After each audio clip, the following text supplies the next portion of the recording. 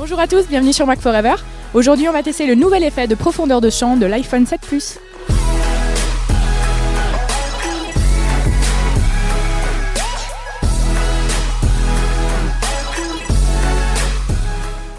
À la keynote, Apple a annoncé l'arrivée d'un effet de profondeur de champ sur l'iPhone 7 Plus grâce à ses deux capteurs.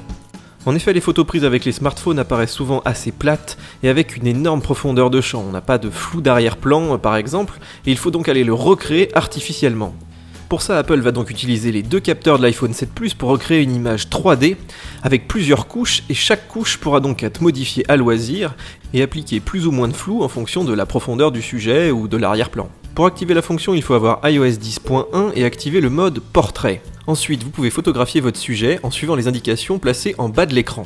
Apple va alors vous demander de vous mettre plus loin ou plus près, éventuellement d'avoir un petit peu plus de lumière, et vous pourrez commencer à prendre vos photos, c'est ce qu'on est allé tester aujourd'hui. Et histoire d'avoir un point de comparaison, on vous a amené notre 5D.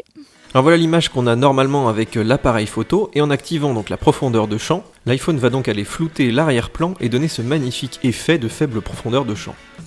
Vous allez voir l'effet se dessiner en temps réel et votre premier plan se détacher petit à petit du second plan. Le résultat est très réussi, même avec des contours un petit peu compliqués comme ici avec des cheveux, ou encore là avec des plantes ou d'autres objets que vous mettez devant l'objectif. En effet, pas besoin d'avoir un visage, il suffit d'avoir quelque chose qui se détache bien de l'arrière-plan. Alors évidemment la difficulté c'est le détourage, et par exemple ici avec des cheveux, le système se plante complètement. On a eu pas mal de cas où simplement les contours étaient pas bien définis. L'autre problème c'est quand l'arrière-plan apparaît dans un petit espace, alors là effectivement le système n'a pas du tout reconnu que c'était l'arrière-plan, donc il l'a pas flouté tout simplement.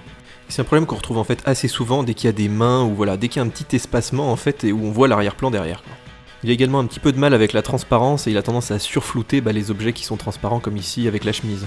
Faut également éviter de bouger parce que là regardez avec les cheveux il a fait absolument n'importe quoi. Enfin quand la profondeur est progressive, je trouve qu'il s'en sort pas toujours très bien et il va aller vous créer un espèce de faux arrière-plan qui est pas assez dégradé. Voilà, je vous ai remis un exemple ici avec cette haie qu'il est allé nous couper en deux en fait. Avec un vrai boîtier professionnel, on arrive à avoir des images beaucoup plus nettes et surtout à choisir où est-ce qu'on va faire le point, ce que l'iPhone n'arrive absolument pas à faire puisqu'ici en fait on arrive un peu aux limites de ce que le système peut vraiment proposer. Alors on termine avec une série de photos comparatives entre l'iPhone 7 Plus et puis un 5D Mark IV de Canon. Vous allez voir que le résultat est souvent assez différent.